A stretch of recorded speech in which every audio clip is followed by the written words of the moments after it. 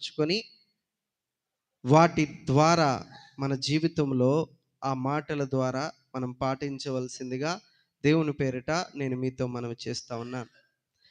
Easter అంటే ఏంటండి? Easter అంటే ఏంటి చెప్పాలి?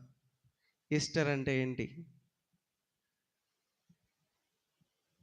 ఎట్లా ఉందంటే ఈస్టర్ అంటే ఈ లోకంలో మామూలుగా ఎలా ఉందంటే దేవుని పునరుత్థానాన్ని జ్ఞాపకం ఉంచుకునే ఒక పండగగా, ఒక ఆచారంగా ఉంది.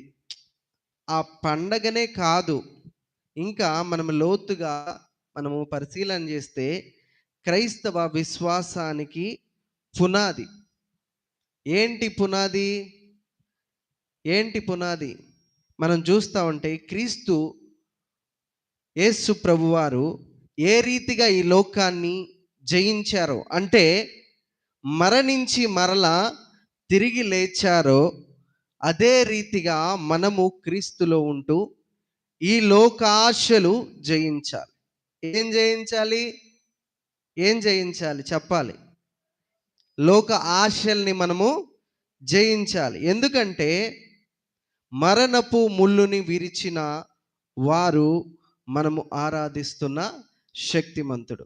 చూడండి, కొరింథీయులకు రాసిన మొదటి పత్రిక 15వ అధ్యాయము 55వ వాక్యాన్ని మనం చదువుకుందాం. కొరింథీయులకు రాసిన మొదటి పత్రిక ఓ మరణమా 15వ అధ్యాయము 55వ వాక్యం. ఓ మరణమా, ఓ మరణమా, నీ విజయం ఎక్కడా?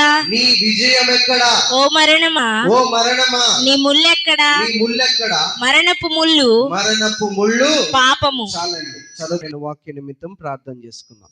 పరిశుద్ధుడా, ప్రేమ నమ్మకం కలిగిన మహా గొప్ప దేవా, నీ ఘనమైన నామమునకు లెక్కలేని వందనాలు, స్తుతులు, స్తోత్రములు నాయన. ఈ చక్కని వాక్యం ద్వారా మీరు మాతో మాట్లాడండి. విని నీ మాటలు మా